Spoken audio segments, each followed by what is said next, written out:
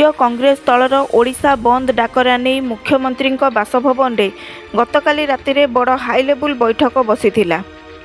दुई उपमुख्यमंत्री बीजेपी सभापति मनमोहन सामल अन्य केतेक वरिष्ठ मंत्री पुलिस महानिर्देशक वाई खुरानिया एही बैठक में सामिल होइथिले। लोयर पीएमजी रे बीजेडीर गर्जन पर कांग्रेस बंद डाकरा नहीं आलोचना होइथिला। बालेश्वर एफएम कॉलेज छात्री मृत्यु घटना आज ओडिशा बंद करिछि कांग्रेस। सकाळ 6टाରୁ संध्या 6टा पर्यंत 12 घंटिया शांतिपूर्ण बंद डाकरा देइछंती कांग्रेस समेत 7टी राजनैतिक दल।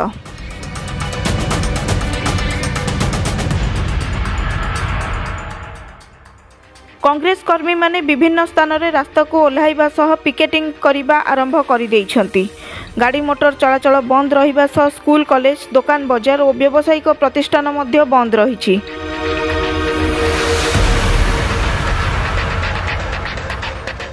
बंद पालनरू अत्यावश्यक सेवा आंबुलांस रोगी चिकित्सा आदि बाद दियाजिबो बोली बंद डाकरा देइथिबा दल स्पष्ट करिसेंती।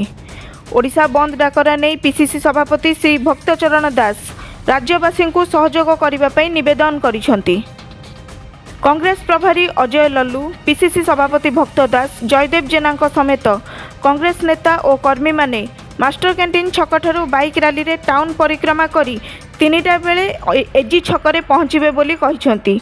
जे पर्यंत न्याय न मिलिबो से पर्यंत संघर्ष चालू रहिबो बोली श्री लल्लू कहिसेंती। सारा ओडिशावासी एही बंद को अद्भुत समर्थन देइछंती। व्यापक भावे बंद चलिबो बोली सभापति श्री भक्त दास कहिसेंती। एही सरकार तुरंत बरखास्त होइजिबा दरकार बोली से कहिसेंती। पीड़िता को न्याय न देबारु तार अभियोग न शुणिथिबारु आमे राज्य सरकार रो इस्तीफा दाबी करुछु। जदि सरकार जुडिशियरी इनक्वारी न करंती ताहले आमे माननीय हाईकोर्ट एवं माननीय सुप्रीम कोर्ट को अनुरोध करिबु बोली वरिष्ठ कांग्रेस नेता श्रीकांत जेना कहिसेंती। बीजेपी सरकार रो कुशासन विरोध रे एवं महिला सम्मान और सुरक्षा पाई ओडिशा बंद लोकंकर हेउ बोली विरोधी दल माने अपील करिसेंती। लोकसभा भवन, विधानसभा, राजीव भवन, विभिन्न वीवीआईपी बासभवन निकट में सुरक्षा व्यवस्था कड़ाकड़ी होइछि।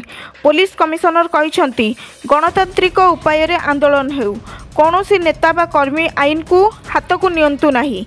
हिंसार पंथा आपणाइले आईन अनुଯାयी कार्यानुष्ठान नियाजिबो बोली पुलिस कमिशनर कहिसेंती। Bureau report, NBS news.